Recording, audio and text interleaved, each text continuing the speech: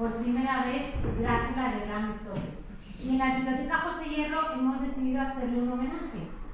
¿Qué mejor manera de comenzar este homenaje con la presencia, no porque Arantxa sea un vampiro ni nada de eso? Bueno, a saber, eso también. A saber, es verdad. Con la presencia de Arantxa Oteo, que es filóloga, escritora, profesora, divulgadora, y que la hemos tenido más veces aquí en la biblioteca y sabemos el buen hacer y la calidad de las charlas, conferencias que siempre ha dado. La biblioteca cierra a las 7, así que yo volví a callar y vamos a dejar que hable Arantxa y un aplauso para ella.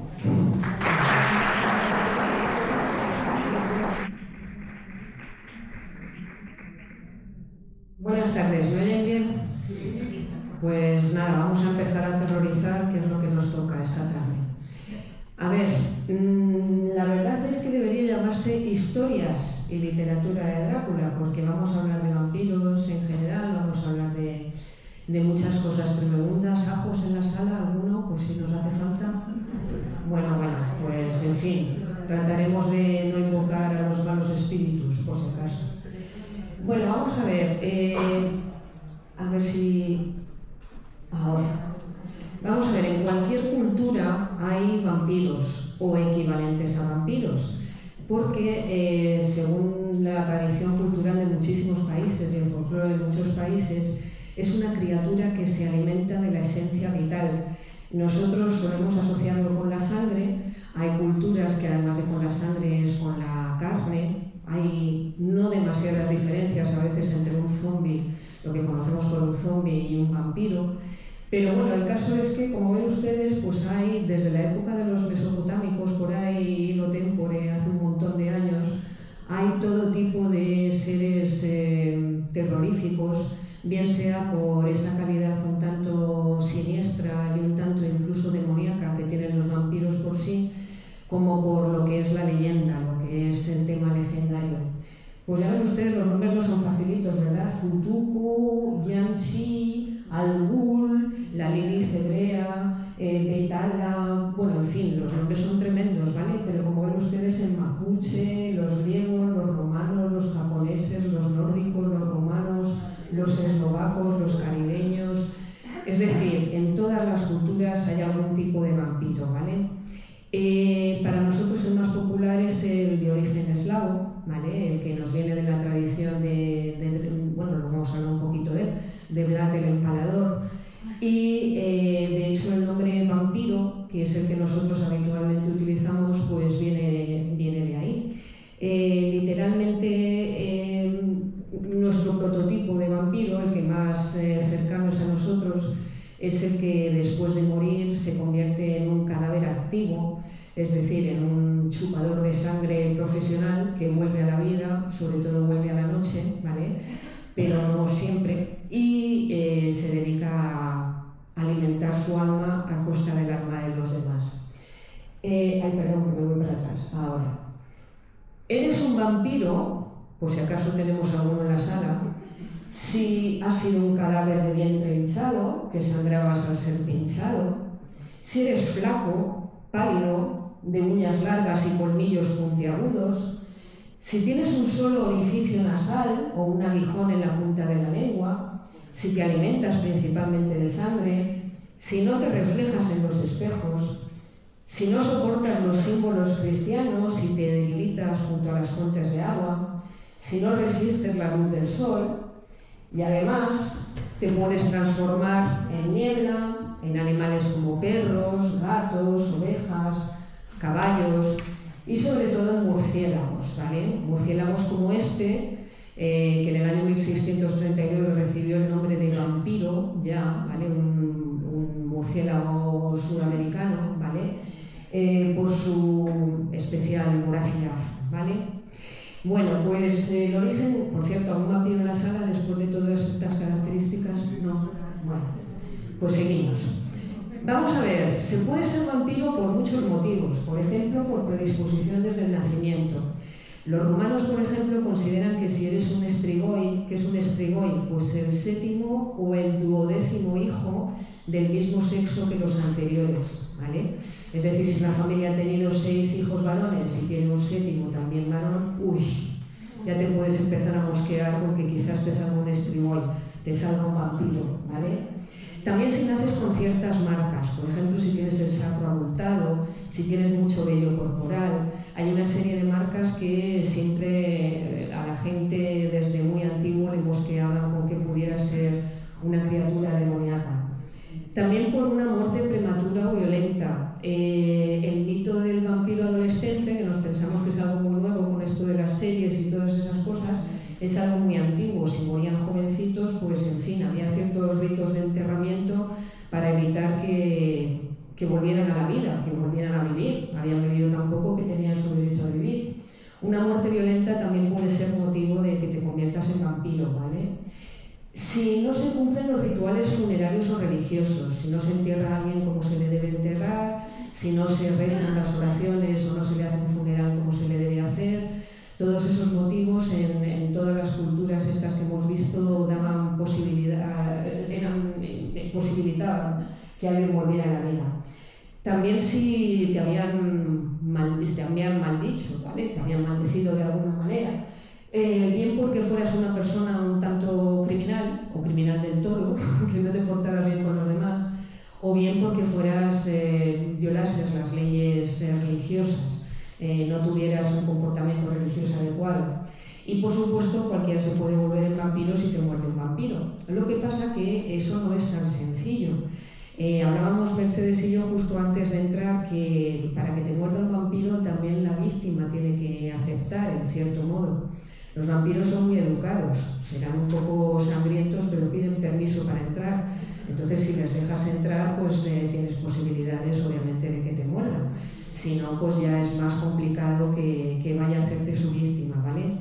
Y, por supuesto, además, pues podemos, entre comillas, utilizar cierto tipo de amuletos, cierto tipo de magias contra su poder, ¿vale?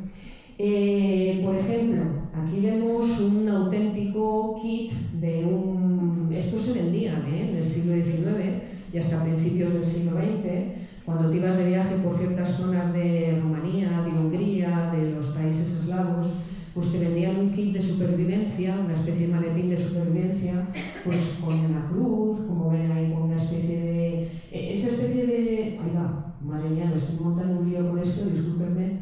Esta especie de pistola, en el fondo lo que lleva es una estaca, ¿vale? Un pincho afilado para clavárselo al vampiro. Es decir, que había todo tipo de instrumentos para, en caso de ataque, poderte defender.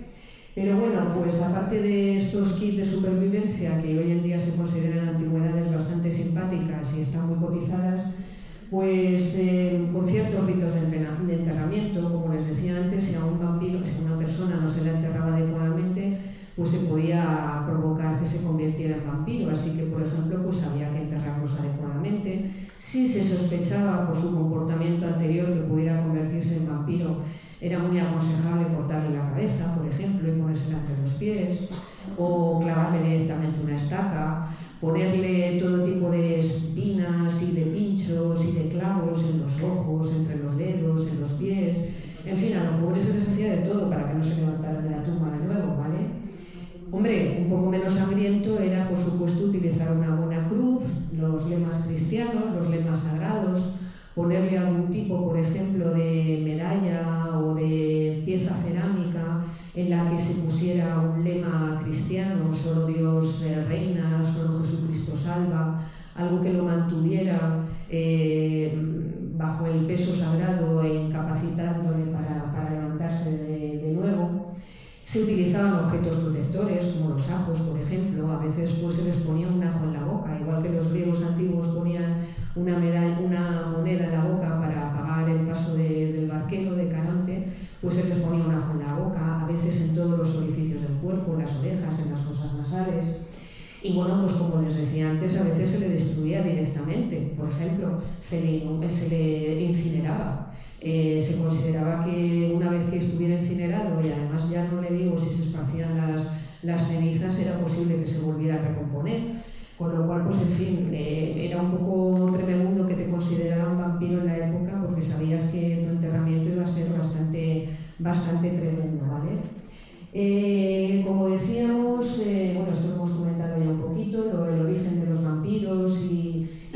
hijo de... Ay, es que yo creo que he ido para atrás otra vez. Me estoy montando un lío, perdonen. Esto es sobre todo, pues eso, el cómo identificarlos, como decíamos, y el cómo saber que lo eran, pero como comentábamos aquí, no todos son leyendas, no todo es achacar a una serie de personajes un tanto siniestros o gente que le cayera mal a la comunidad, pues en fin, colgarles a un benito de vampiro. Ha habido ciertos personajes históricos que también son los que han dado un poco origen a la leyenda, sobre todo de cara a los escritores que vamos a ver después, de cara a la literatura. El más famoso sin duda es Vlad Tepes, ¿no? Vlad III, al que también se le conocía como Draculea, que significa hijo de Dracul, era el nombre que tenía su padre, ¿vale? Aunque nosotros lo conocemos con el apelativo del empalador. Era un hombre cruel, cruel en extremo.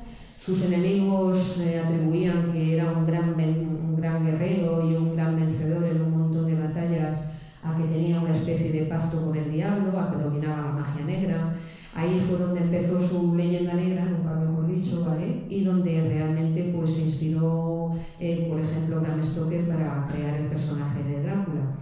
En Rumanía es más o menos un héroe popular, pues porque derrotó a los turcos, impidió el avance de los turcos en el país, frenó de hecho la expansión turca por Europa, pero claro, pues el hombre tenía la manía de empalar a sus enemigos, ¿no? Y bueno, pues hay incluso hasta una leyenda de que acabó con los árboles de Transilvania para ir empalando a todo el mundo. Es decir, que el pobre hombre pues tenía una leyenda bastante negativa.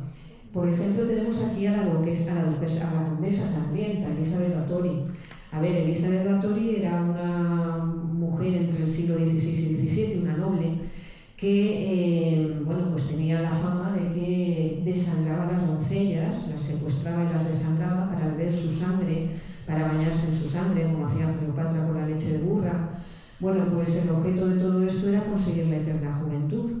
De hecho, pues sí que se sabía que era una mujer muy cruel, muy caprichosa, y de hecho a ella y a sus sirvientas pues se las llevó a juzgar. Obviamente las sirvientas, como eran mujeres normales y corrientes, se las condenó por brujería, se las condenó a muerte, pero a ella pues solamente se la condenó, solamente entre comillas, a morir emparedada. Ahí se tiró 3 años emparedada en su castillo hasta que la mujer murió.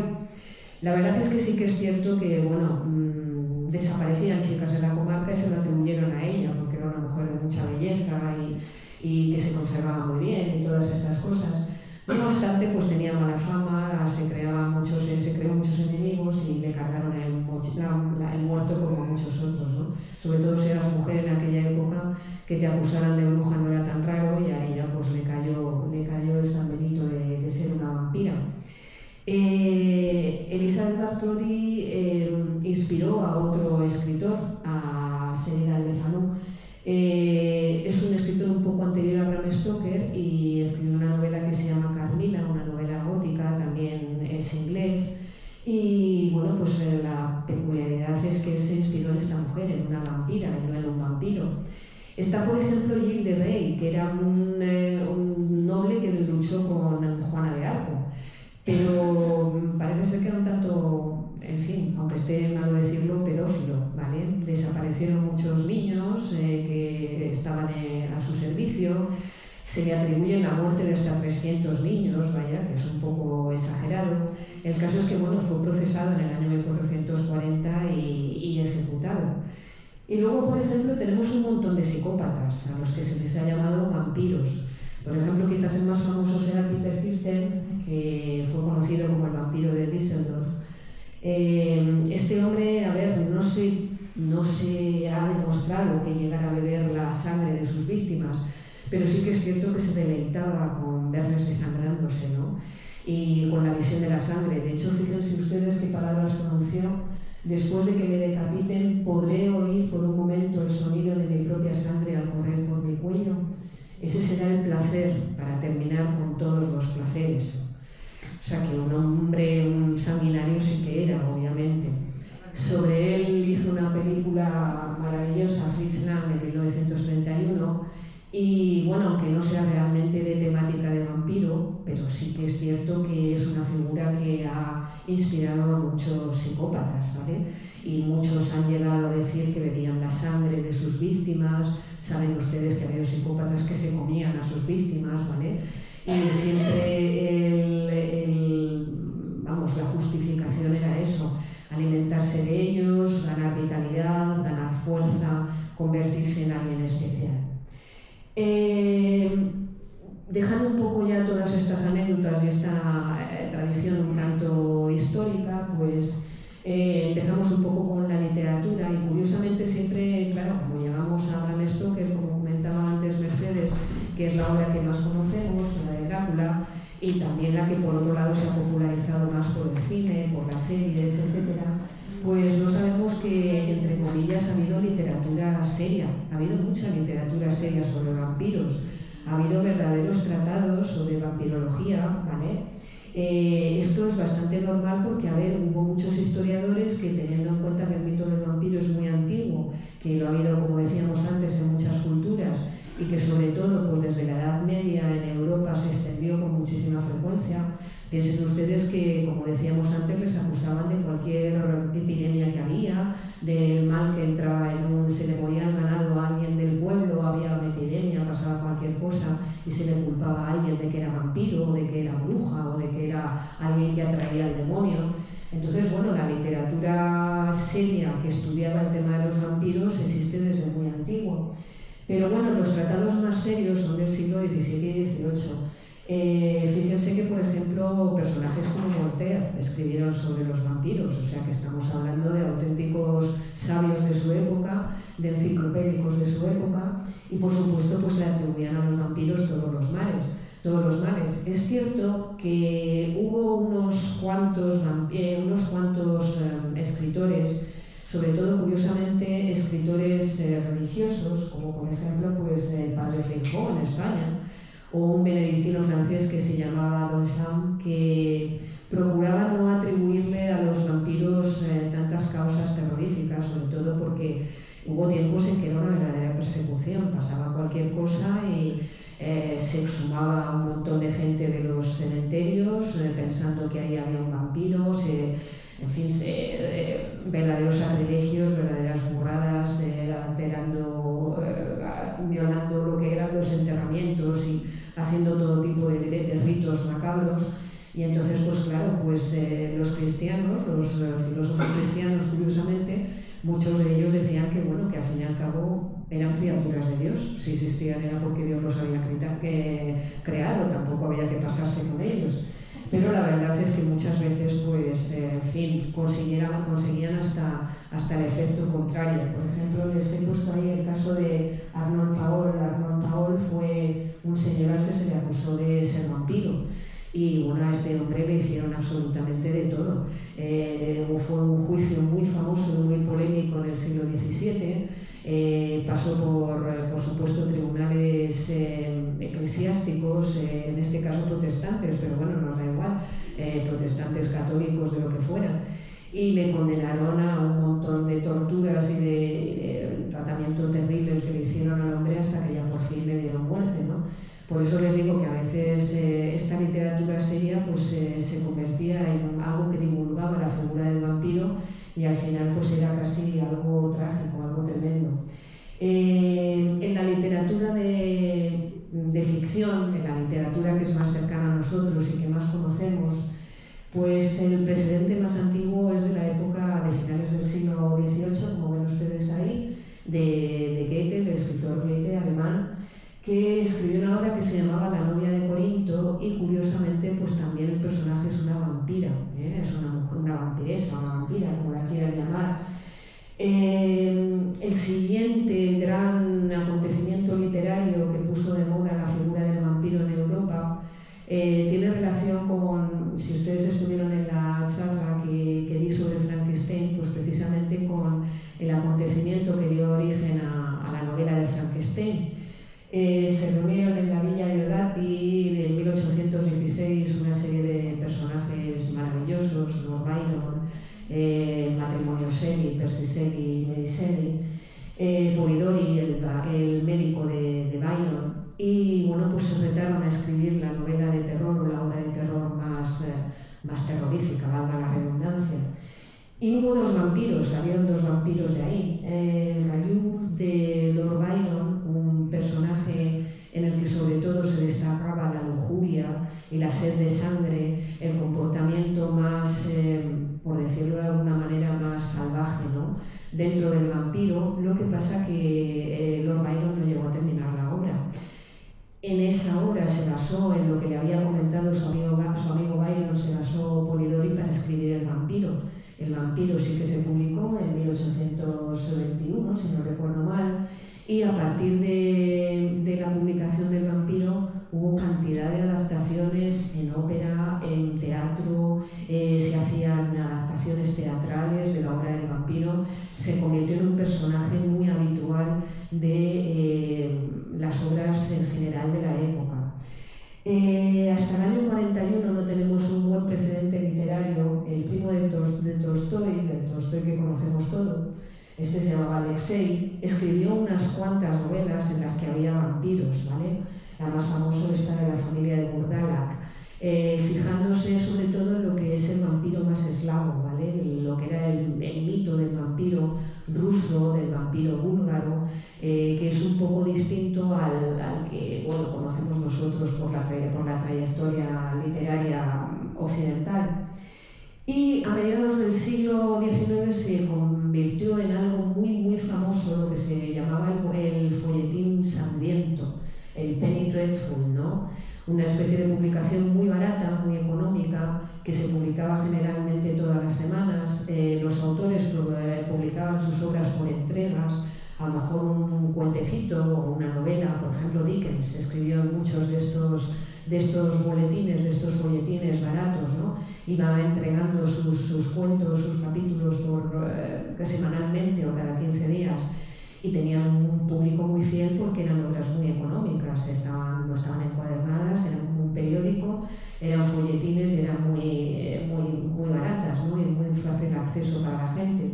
Bueno, pues había una serie de folletines de estos que se dedicaban a los temas escabrosos, asesinatos, a monstruos, a seres de la oscuridad, a cosas sangrientas y terroríficas, y el penny dreadful se convirtió en algo muy popular a mediados del siglo XIX.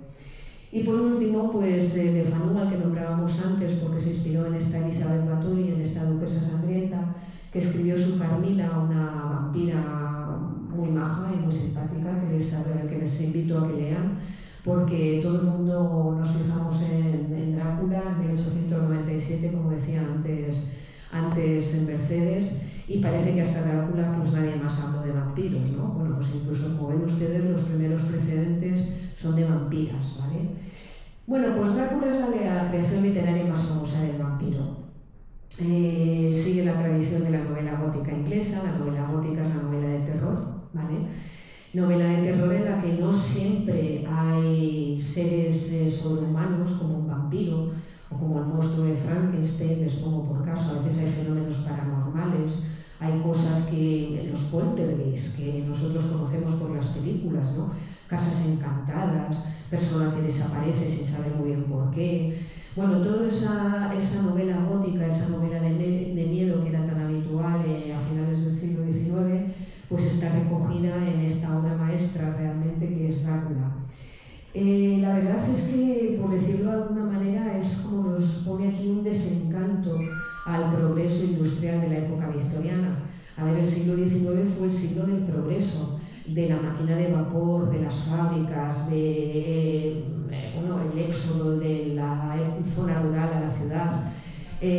Obviamente también fue una época de desencanto desde el punto de vista de que comenzó una gran explotación de niños, por ejemplo, para las fábricas. Los niños pequeñitos de 5 años pues eran perfectos desollinadores, porque entraban muy bien por el agujerito de la chimenea, por ejemplo. Cuando ya empezaban a crecer un poquito, pues eran perfectos para trabajar en las minas, porque claro, eran pequeñitos, se iban abriendo hueco, ¿vale? Es decir, que claro, la explotación infantil y un montón de cosas terroríficas también empezó con esta época de supuesto progreso. Y muchos intelectuales pues tuvieron una reacción fuerte contra ese progreso tan tremendo, y Bram Stoker fue uno de ellos, ¿vale?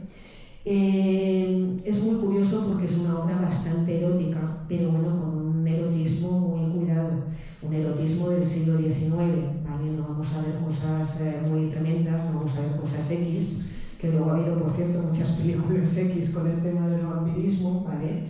Pero sí que son muy efectivas y muy sugerentes, es un erotismo muy elegante. En novelas posteriores se incrementó, ¿vale? Y sobre todo en novela barata. En novela barata se incrementó este erotismo y, por supuesto, en el cine, que mostraba mucho más, ¿vale?, que en la novela de Bram Stoker. La figura de Drácula se fue separando poco a poco del modelo literario que creó Stoker.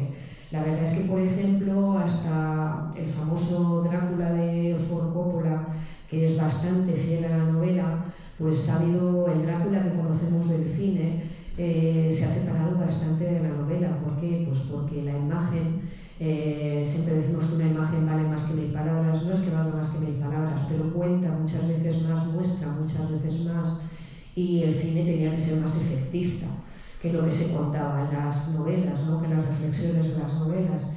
Así que bueno, esta figura de Drácula se ha ido separando poco a poco del modelo que creó Stoker, pero sí que es cierto que se terminó convirtiendo, gracias a la novela, en un icono popular. Y lo que es cierto es que, bueno, Bram Stoker está casi condenado a ser autor de una sola novela. Es un grandísimo escritor.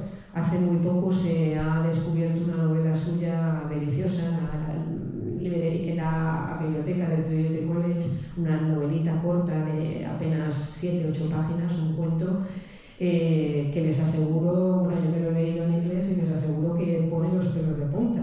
Creo que había por ahí una editorial que ya lo tiene traducido al castellano y que incluso lo ofrece por ahí dentro de una antología como adelanto, y pueden ustedes investigarlo. Se llama Gilbert Hill, algo así como la horca de Gilbert, de la colona de ay, por favor, ¿cómo se llama? La colina, perdón, que me estaba mezclando las palabras.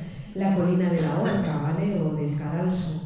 Y la verdad es que, bueno, es un maestro del terror psicológico, pero al pobre hombre le conocemos por Drácula y casi por poco más. Como la novela la tenemos bastante degradada, entre comillas, por todo lo que hemos visto en el cine, en las series, en televisión, etc., más que hablarles de la novela en sí, lo que voy a hacer es hablarles de ciertas claves que esconde la novela, que creo que son muy interesantes y que, si ustedes tienen ocasión de leer la novela, les pueden llamar la atención, porque teniendo en cuenta que es una novela del siglo XIX, pues se adelantan muchas cosas. Por ejemplo, a Stoker le pasó algo parecido a Mary Shelley. Se criaron en un ambiente feminista. Su madre era feminista, su madre daba charlas en su casa, reunía a un montón de señoras para decirles que tenían que reclamar sus derechos, de ahí salieron grupos sufragistas, etc. Y algo bastante moderno para la Irlanda en la que vivían esta gente. Y bueno, quizás por eso en esta novela hay dos grandes protagonistas femeninas, ¿vale?, que no tuvieron tanto, a pesar de que les he dicho, por ejemplo, que Carmila es una novela protagonizada por una vampira, pues ella no se diferenciaba tanto del vampiro común. Sin embargo, aquí sí que es cierto que tenemos dos mujeres, dos personajes femeninos que son fundamentales, una para acabar con el vampiro y la otra para comportarse igual que un vampiro, a pesar de que sea mujer. Una es Mina Harker, cuya colaboración, como nos pone ahí, es fundamental. Es la que consigue, a pesar de las reticencias de los personajes masculinos, poner un poco de orden, un poco de sentido común, muchas veces frente al cientificismo que se quiere aplicar a la desaparición del vampiro, y conseguir al final su derrota, ¿no? Y por otro lado Lucy, ¿no? Lucy Westenra, que es transformada por Drácula y que actúa del mismo modo que él. Actúa con la misma crueldad, entre comillas, no actúa con más elegancia o con más sutileza porque sea mujer, y actúa movida exactamente por sus mismas inclinaciones, con lo cual pues es un personaje tremendamente poderoso. Por decirlo de alguna manera, Bram Stoker consiguió la igualdad de género, ¿vale? Algo que hasta la modernidad, hasta de las películas más actuales, pues siempre la mujer era un poco la que estaba sometida al personaje del vampiro masculino, incluso aunque ella también fuera una vampira, ¿vale? Pero realmente aquí tienen la voz cantante, no son ni mucho menos personajes pasivos, ¿no? O personajes que dependan de del que les sea convertido, ¿vale? Por otro lado, la novela también nos encierra una crítica a lo que es el positivismo, es decir, a toda esta corriente, como les decía antes, del exceso de ciencia, de tecnología, que tanto se alababa en esta época. Por ejemplo, los personajes de Van Helsing, que es el que todo el mundo conocemos como el gran médico, científico, sabio, que acaba con Drácula, y del Dr. Seward, que es el que dirige el manicomio, bueno, pues son cuestionados en su lucha contra el mal. ¿Por qué luchan contra el mal? Aparentemente siendo los dos científicos y al final derrotando a Drácula por los métodos tradicionales. Es decir, que la ciencia queda un poco en entredicho, ¿vale? Ese supuesto progreso científico, ese desarrollo tecnológico, a veces nos lleva a situaciones del pasado incluso peores que en épocas que ellos mismos criticaban, ¿no? Al final, pues eso, vencen al vampiro del método más tradicional, como en la Edad Media. No habían avanzado absolutamente nada. Y la que tuvo que poner un poco el sentido común, como decíamos antes, era Mina Harker, ¿vale? Y convencerles de que lo que ellos especulaban y los supuestos experimentos que querían hacer no servían de nada contra el vampiro. Por lo tanto, hay un tono muy irónico de Stoker y una crítica a esa sociedad que se había dejado llevar por tanta ciencia, ¿vale? Por tanto, en el fondo, bueno, por tanto desarrollo un poco ajeno a lo que era el desarrollo humano y el bienestar humano, y que, bueno, pues había convertido en auténticos monstruos, por decirlo de alguna manera, a mucha gente, igual que también chupaban la sangre de los demás, ¿vale? Y esto era también una ironía y una crítica a su sociedad, pero bueno, ahí está oculta. La novela nos esconde también, por ejemplo, pues, no sé qué ha pasado aquí. Bueno, lo siento. Todo este tema sensual, ¿vale? Todo este tema sensual de, bueno, una moral, una doble moral, ¿vale? Porque esa doble moral está en todo. Por un lado, pues la Iglesia con la represión de las costumbres y de la libertad de las personas, y por otro lado el vampiro como un ser absolutamente libre que logra estar por encima no solamente de esa moral pacata y victoriana, sino también por encima de la sociedad. La lucha de la libertad del vampiro, de los que se convierten como él, contra aquellos que están constreñidos por la doble moral, por la hipocresía, por lo que es bueno, pues, esa época victoriana que todos hemos visto en las películas, en las que las mujeres tenían que estar en casa, en la que los hombres, sin embargo, salían y hacían un poco lo que les daba la gana, ¿vale? Bueno, pues ahí está ese romper barreras, ese reírse de esa doble moral, porque luego vemos como los que caen víctimas del vampiro pues actúan con absoluta libertad, ya no se esconden, ¿vale? El simbolismo del mordisco, en cierto modo, es también una referencia sexual. Penetramos con los dientes, como podíamos haber penetrado con otras cosas, ¿vale? Mancillamos la carne virgen y la carne inocente y la convertimos en un ser libre y en un ser que puede hacer lo mismo que el vampiro, que es alguien superior.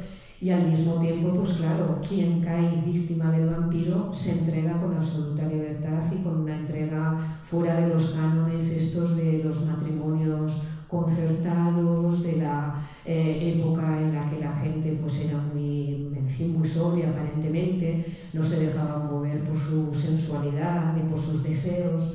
Así que bueno, aquí también hay una buena crítica a toda esa época de doble moral. Y por último, en la novela hay unas connotaciones religiosas bastante curiosas, ¿vale? Les he puesto ahí una especie de grabado de la Edad Media en la que tenemos un Cristo como pelícano, ¿vale? Un pelícano que permite que sus propios hijos le piquen, beban su sangre para alimentarse en época de, bueno, pues de poco alimento, o si no conseguía suficiente alimento para su prole. Al fin y al cabo, pues bueno, el mismo Jesucristo en la última cena nos dice: tomad y comed, este es mi cuerpo, tomad y bebed, esta es mi sangre. Bueno, pues hay ciertas connotaciones en la lectura, ciertos momentos en la lectura de la novela en que vemos al vampiro que efectivamente convierte a alguien en vampiro cuando toman de su propia sangre, de la sangre del vampiro, cuando él tiene un acto de comunión absoluta o de generosidad absoluta en pro de que no solamente sea él el que tenga vida eterna, sino también aquellos a los que ha convertido. La vida eterna que podemos conseguir con la comunión, con la religión, la vida eterna que en este caso se consigue por medio del vampirismo. Hay un poema muy cortito de una antología que se llama La sombra de Drácula y que les voy a leer un momentito porque recoge muy bien este pensamiento que está, permítanme un momento que mire el numerito, aquí está, que nos dice, es de, a ver si lo encuentro y no lo confundo, aquí, se llama Invitación de Cristo y dice así, es de Ángel González, dijo, comed, este es mi cuerpo, bebed, esta es mi sangre, y se llenó su entorno por millares de hienas y de vampiros. Pues eso, un llamamiento a la comunión de la sangre, ¿vale? Todo esto en la novela leyéndolo lo ves, obviamente en las películas no se explota todo esto porque esto es más filosófico, si quieren ustedes, y en las novelas, las películas sobre todo, lo que vemos después en las películas es mucho más, bueno, más, no sé, más obvio y más atractivo para el espectador. Aquí hay dos pequeños cuadritos, este de aquí es de Munch, el del grito, ¿vale?, que tratan el tema del vampiro. Curiosamente en las bellas artes, en la escultura, en la pintura no es demasiado habitual, pero bueno, de vez en cuando nos encontramos algún vampiro por ahí. Pero sí que, claro, donde nos encontramos o donde más ha trascendido el personaje de Bram Stoker, el personaje de Drácula, ha sido en la literatura, sobre todo, cantidad de literatura posterior. Ahí tienen unos cuantos títulos, alguno de ellos seguro que lo habrán leído y algún autor seguro que lo conocerán ustedes. Soy leyenda, que se ha adaptado al cine y a la serie de televisión. Stephen King, por ejemplo, pues escribió Salem Slot, que es una villa en la que bueno, los vampiros se convierten en depredadores y nos queda nada más que un ser humano al final. Las famosas crónicas vampiras de Anne Rice, ahí tenemos a Brad Pitt convertido en un vampiro bastante. Las crónicas vampíricas de Anne Rice rompen bastante con el mito del vampiro que conocemos, lo convierten en un vampiro más asequible para la gente, más con ciertos, por decirlo de alguna manera, con cierto pudor para atacar a las víctimas, también con a veces arrepentimiento por tener esa condición de vampiro. Son vampiros más, más cercanos, ¿no? Y también además más adaptados a la época en la que viven. El Necroscopio de Langley, que también es una especie de serie, ¿vale?, de saga. Sagas ha habido muchas de vampiros, como ven ahí, también la saga esta que se llama Mundo Nocturno, ¿no?, Night Well. Una novela sueca maravillosa de Lindqvist que se llama Déjame entrar, que habla de un vampiro, de una vampira más bien. También tenemos una niña, alguien que cree tener 12 años, ¿vale?, una vampira de los 12 años y que se convierte, que tiene un gran amigo, un niño que sufre acoso en el colegio y se convierte en su defensora. Una novela preciosa de amistad, de sentimientos muy nobles, pero claro, dentro, por supuesto, pues de toda la tragedia que es ser vampiro, ¿no?, que en el fondo es una tragedia. Y, por ejemplo, pues bueno, ahí tienen también las series de adolescentes, las sagas de vampiros que ha habido desde Crepúsculo, la famosa saga Crepúsculo, que también se llevó al cine, ¿vale? Bueno, pues Grey, que es un personaje, un autor que seguramente conocerán los autores más jóvenes, los asistentes más jóvenes a la conferencia, porque es muy habitual entre los jovencitos y casi los niños, ¿vale? En las artes escénicas, por ejemplo, como les decía, pues fue muy popular desde la época de Bram Stoker, incluso de antes, de Polidori, hacer adaptaciones incluso en ópera, ¿vale? La ópera de Wagner, El vampiro. Por ejemplo, musicales como el de se convirtió en un musical de muchísimo éxito en Broadway, que se ha representado en un montón de sitios, e incluso ballet, nada más que la música y el baile, en el que obviamente los personajes están representando a los vampiros. El baile transmite, los cuerpos de los bailarines transmiten muchas veces con más fidelidad a lo que es el mito del vampiro, esa lujuria, esa sensualidad, en fin, esas notas que les dejaba a ustedes antes, que aparecen en la novela y que, por ejemplo, a veces en las películas son bastante más obvias, ¿no? Y ya empezamos, por supuesto, con el cine. Desde el cine mudo, desde la época de 1922, el Nosferatu famoso de Murnau, el vampiro ha sido un gran personaje, ¿vale? Un personaje, eso sí, que ha ido adaptando partes de la novela, leyendas de otras zonas, por ejemplo, el Nosferatu, el Nosferatu este que tenemos aquí, bastante feote, ¿verdad? Este de Murnau, se parece un poco a este que al principio les ponía, el de los colmillos puntiagudos, el aguijón en la lengua, el flaco, el que no se le ve, de noche por supuesto no sale, vive en la oscuridad, es bastante más terrible, hasta luego vampiros pues más guapetones y más sociables, como el Christopher Lee, de todas las películas de Hammer, ¿vale? Que, en fin, a partir del año 58 hizo hasta 10 películas de Drácula, en la que veíamos en Drácula que se relacionaba más con gente y que hacía un montón de víctimas y que, por supuesto, ya con el color, el atractivo de la sangre siempre hacía que fuera más interesante, ¿no?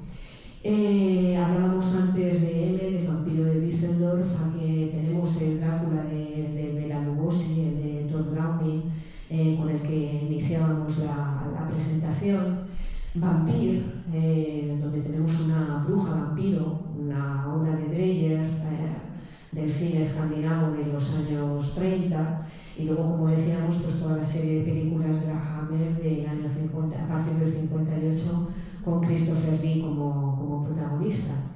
Tenemos, no me voy a aclarar hasta el final de la presentación, como ven ustedes, ¿eh? Oye, pero ¿cómo se puede ser tan torpe? Vale, ya está. Ya nos pasamos a cine un poco más cercano a nuestra época, los años 70. Hubo un Drácula con Frank Langella, así como muy guapetón, no sé si lo recordarán algunos de los más mayorcitos que estamos aquí. Otra versión de Nosferatu con Klaus Kinski, bastante parecida al Nosferatu de Murnau, lo que pasa que, bueno, que como Klaus Kinski es un actor tan peculiar, ¿verdad? A mí me daba hasta más miedo que Max Friend, y eso que Max Seneca hasta llegó a dormir en su ataúd y todo para meterse en el personaje, ¿verdad? Pero bueno, la verdad es que Klaus Kinski es un Drácula estupendo, y todo lo que sea escabroso y terrorífico es estupendo porque él es así. Llegamos al Drácula de Bram Stoker del año 92, el de Coppola, donde probablemente, como les decía antes, aparte de más fidelidad a la novela, se ven mucho más esos pasos o esas transformaciones del Drácula. Lo vemos más demacrado cuando le falta sangre, lo vemos joven, guapo, elegante, estupendo, cuando está bien alimentado y cuando tiene buen surtido de víctimas. Le vemos viajando, le vemos haciendo su viaje hacia Occidente, relacionándose con gente. Es decir, vemos a Drácula poderoso, que se puede transformar, el que aparece en la novela con toda su carga de doble moral, de atacar la doble moral que en la novela está tan presente, ¿vale? La entrevista con el vampiro de Neil Jordan del año 94, basado en las novelas de Anne Rice. Abierto hasta el amanecer, ¿vale? Esta la conocerán también, de Robert Rodríguez, con guión de Tarantino. Aquí hay vampiros, vampiras, sensualidad, absolutamente de todo, ¿vale? Los vampiros de Carpenter también bastante especiales, y el Blade con este se me acaba de ver el nombre, bueno, ya me se va. Tan guapo, tan estupendo, tan negro y tan es genial. Las sagas estas de Crepúsculo, y luego, como les decía, por ejemplo, esta del Déjame entrar, que se adaptó en 2012, Solo los amantes sobreviven, Lo que hacemos en las sombras de Jane Jarmusch, que es una novela deliciosa de unos vampiros una película deliciosa de unos vampiros que se enamoran, por eso Lo que hacemos en las sombras. Y Los pecadores, que yo creo que es la película más reciente, la que está echando hasta hace poquito aquí en el cine de los Alfares de 2025, una película maravillosa que les recomiendo encarecidamente si no la han visto y que realmente es sorprendente. Pues ahí tenemos a nuestro vampiro negro, a nuestras vampiresas sensuales y guapísimas y impresionantes, Salma Hayek, ¿vale? Bueno, por lo que les decía, en el cine hoy, o en las series, o en los videojuegos, o en el manga, o en todo lo que quieran, ya no hay nacionalidades, ya no es como les comentaba antes, ¿no? Hacer un vampiro, una vampira en el siglo XIX era todo un tabú, romper un tabú. Ahora mismo pues nos encontramos en lo que es el cine o las series con vampiros de todo tipo, ¿no? En televisión, pues en televisión también hemos tenido vampiros como por ejemplo ya en los años 60, Sombras Tenebrosas, fue una serie de la BBC que duró pues como 7 u 8 años, ¿vale? En las que nos contaban las historias de un vampiro que luego se hizo famoso, de Barney, ¿vale? En un musical. Si no recuerdo mal, sí, yo creo que ha habido un musical de... Dios mío, yo estoy con los nombres fatal, ya me pueden disculpar. Bueno, ya me saldrá, discúlpenme. Que se adaptó a una especie de musical en la que hay... O sea, que se hizo famoso por eso, ¿no? El personaje de Barney el vampiro. Tenía peleas con su familia vampira por herencias y por todo. Era un hombre bastante... Bueno, un vampiro con una vida bastante casera. Buffy Cazavampiros, que seguro que lo conocerá nuestro público más joven, ¿vale? Y bueno, además ha sido una serie muy famosa, que la han echado durante muchísimos años en televisión. Un montón de adaptaciones de Drácula, de nuevo de Stephen King, True Blood, otra serie muy conocida, bastante actual, que hasta hace relativamente poco la han echado. Un montón de series japonesas, ¿vale? Mezclado con lo que es el manga, el cómic y un montón de adaptaciones que se han hecho en Japón. Los vampiros de La Habana, de las que tienen ustedes aquí bueno, se me va a quedar vampirera para gusto de nuestro público. Los vampiros de La Habana, ¿vale? Una serie de dibujos muy graciosa que fue tanto dibujos en televisión como luego se hizo una película en Cuba de Juan Padrón, ¿vale? Bueno, pues realmente un vampiro adolescente que se mezcla con vampiros más adultos y que va aprendiendo un poco el oficio, ¿vale? El oficio del vampirismo. Y por supuesto, pues en un montón de cómics y videojuegos, porque además la figura del vampiro y sobre todo de las vampiras, de vampirela como tenemos aquí, daba muchísimo juego, ¿vale? Para el desarrollo del cómic, ¿vale? Hay desde novelas gráficas como Blade, como el vampiro este negro que veíamos antes, tan guapetón. Por cierto, no es un vampiro, es un vampiro. Los vampiros son hijos de vampiros, de vampiro y de vampira, pero que pueden controlar su sed de sangre, que es lo que hace nuestro amigo Blade, y que puede luchar incluso contra los vampiros. Es como que tienen más poder por ser hijos de los dos, ¿vale?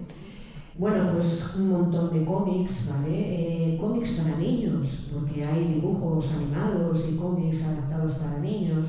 El manga, como decíamos antes, ¿no? Van Helsing, o videojuegos como Castlevania, The Witcher 3, un montón de videojuegos en los que la figura del vampiro se ha adaptado para recreo de jugadores y de los que les encanta esto del cómic y la novela gráfica. Y agradezco a mi querido amigo Ángel Idígoras que me haya cedido todas estas viñetas para demostrarles que el vampiro da juego para todo, incluso para el humor gráfico. Ahí tenemos el podio de mordidas. Drácula queda relegado al segundo puesto porque el primero es el asesor del ministro, ¿no? El tercero es el perro de los Baskerville. Ahí lo tenemos como que gran pérdida, Drácula me abandona definitivamente, dice tranquilo, mi legado está a salvo, sigue en el FMI. ¿Vale? O, por ejemplo, pues ¿por qué come sangre Drácula? Porque es gratis y todo está carísimo, ¿vale? O entre el impuesto al sol y lo que ha subido la luz, es normal que haga mi vida de noche, alumbrándome con candelabros, ¿qué vamos a hacer, no? Bueno, para los humoristas gráficas, lo de la mordida y el mordisco y el pegarnos mordisco con los impuestos y todas estas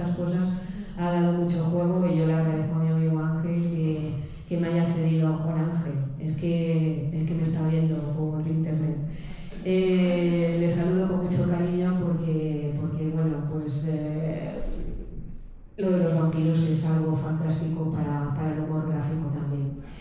Y después tenemos, por supuesto, pues, la música, la inspiración de un montón de grupos góticos, ¿vale? En letras, en videoclips, en actuaciones teatrales, bandas, por ejemplo, como Bauhaus, que tiene un título curiosísimo, Bela Lugosi ha muerto, ¿vale? O un grupo que se llama Tipo Cero Negativo, ¿vale?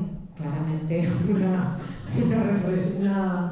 una alusión de lo más sanguínea, ¿vale? Bueno, pues son grupos a los que les encanta recrear esa atmósfera nocturna, un tanto decadente. Los videoclips con el tema del vampiro han dado muchísimo de sí. Los fotógrafos contemporáneos han retratado a muchísimas modelos, tanto mujeres como hombres, con esa estética vampírica, gótica, del cuerpo pálido, de las sombras muy pronunciadas en los ojos, la delgadez extrema a veces, ¿no? Bueno, toda esta fascinación por lo gótico, que por supuesto seguimos viendo en nuestras calles, ¿vale? La moda que llevan muchos, y esta fascinación por lo sobrenatural que incluso ha dado origen a muchas subculturas, ¿no? A lo que llamamos el gótico urbano, ¿vale? La estética vampírica, que además, por supuesto, incluso ha habido grandes diseñadores de moda que la han adaptado para desarrollar ellos mismos su propia iconografía, con todo tipo de artilugios como corsés, con encajes, con adornos como cruces invertidas, con joyería en la que aparecen, bueno, incluso con colmillos especiales como los que llevaba Mercedes en la presentación. En fin, grandes modistas como Alexander McQueen o como Jimmy Choo pues han jugado con todos esos modelos, y aquí vemos, por ejemplo, dos modelos de uno y de otro en las pasarelas, ¿no? Entonces, pues bueno, es una estética que nos sigue fascinando y que nos sigue llamando la atención.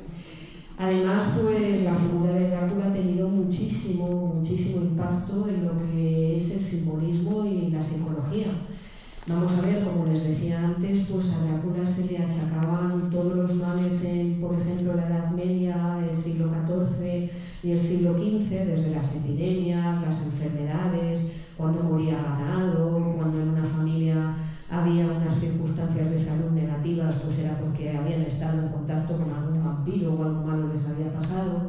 Es decir, que el vampiro siempre es un poco el que sirve de metáfora de todas esas ansiedades colectivas, del miedo, ¿vale? El miedo no solo a las, como decíamos antes, a las epidemias, el miedo a la enfermedad, el miedo a la muerte, ¿vale? Piensen que él tiene la eterna juventud, él tiene el secreto de la vida y nosotros no.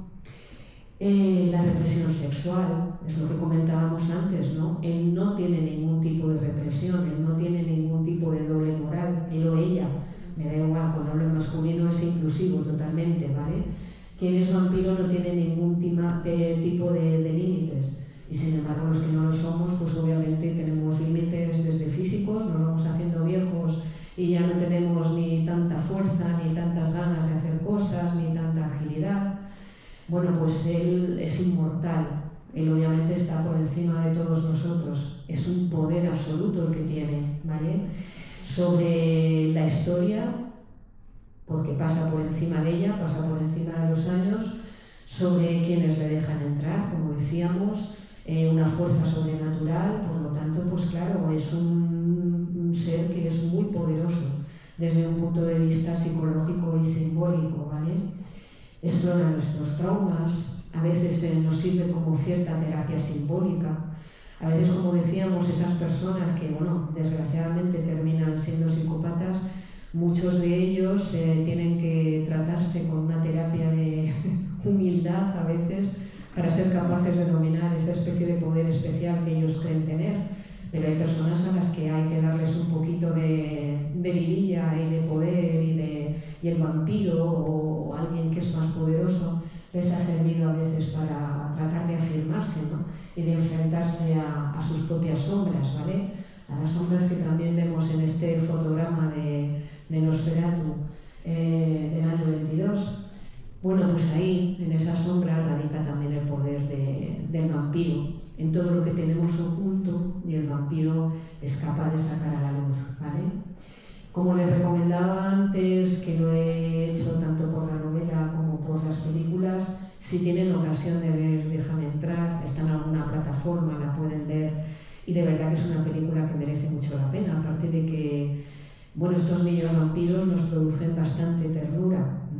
Hay muchos poemas también de esa pena hacia los vampiros, de tenerles cierta compasión, ¿no? Que al fin y al cabo tienen que cargar con su cruz toda la vida.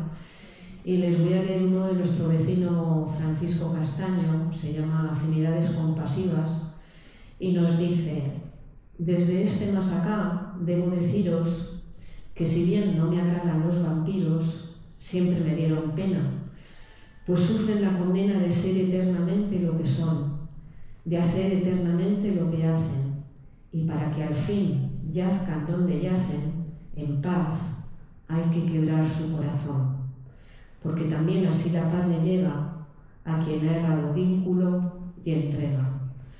Pues eso, ¿no? También están condenados a vivir eternamente, que a veces puede ser una condena, salvo que te lo montes también como estos de los pecadores, que son guapos, jóvenes, talentosos, bailan, tocan la guitarra y hacen absolutamente de todo. ¡Viva el blues! Bueno, pues 2 recomendaciones, si no las han visto, de verdad que creo que les van a gustar. Y por último, pues vamos a terminar comentando pues eso, que el vampiro es quizás uno de esos mitos que ha tenido más capacidad para reinventarse, ¿vale? Piensen que les he hablado del vampiro desde épocas mesopotámicas, o sea, desde hace 3000 y pico años, ¿vale? Bueno, 4000 años casi. Pues desde esa época tenemos vampiros. Hay muchísimas civilizaciones que viven prácticamente en la Edad Media o incluso en la prehistoria, en la Edad Antigua, y ellos también tienen vampiros. Y por supuesto, pues en la cultura de cada una de esas civilizaciones, de cada una de esas geografías, y en la nuestra, con el paso de los tiempos, pues nos lo hemos ido cambiando, ¿no? Lo hemos ido también adaptando a nuestros gustos. Desde esos relatos góticos decimonónicos de los que hablábamos, ¿vale? Hasta lo que vemos, por ejemplo, hoy en día en las series, en las plataformas que tenemos de televisión, en los universos virtuales, ¿vale? Ya con unas gafas de 3D cualquiera nos podemos convertir en vampiro, podemos volar, podemos morder, podemos transformarnos, podemos hacer absolutamente de todo. Pero claro, es normal, porque el mito del vampiro está conectado a nuestros miedos más atávicos, como nos dice ahí, como comentábamos, pues eso, el miedo a la muerte, a la enfermedad, el anhelo de la eterna juventud, el poder, la fuerza, el acabar con nuestras limitaciones, el ser capaces de dejarnos llevar por la pasión, no tener límites para nada, ¿vale? Estamos además muy acostumbrados a la presencia del vampiro en todo, en la literatura, en el cine, en la moda. Es un personaje familiar. Y yo creo que incluso de estos monstruos que acostumbramos a tener debajo de la cama, pues casi es el que nos parece hasta más parecido a nosotros, no sé, porque se transforma. No es un monstruo enorme, quiero decir, no es un Frankenstein, una persona fuera de lo común, alguien con unas dimensiones terribles, es guapo, es atractivo, nos llama la atención, no sé, es el que más nos puede gustar, por decirlo de alguna manera. Pero además ha tenido esa capacidad, como decimos, de llegar hasta nuestra época moderna, de ser hombre, de ser mujer, de ser negro, de ser gay, de ser todo. No hay ningún tipo de cortapisas para un vampiro. No nos imaginamos una Frankenstein. Una novia de Frankenstein, sí. Una Frankenstein, no. Sí que nos imaginamos a vampiras. Sí que nos imaginamos, ¿por qué no va a ser un vampiro, lo que decíamos, negro, hindú, de cualquier raza, de cualquier color, de cualquier tamaño, pequeño, mayor, adolescente?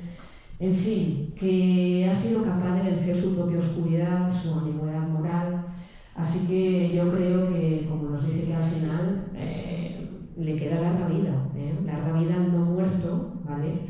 Larga vida Drácula, larga vida el vampiro, ¿vale? Mientras lo sigamos disfrutando y mientras sigamos recreándolo, pues yo creo que nos queda el vampiro para rato. Y nada, agradecerles su atención. Los vampiros y yo les damos las gracias, ¿vale? ¿Cómo vamos de tiempo? Pues no vamos bien de tiempo, así que nada.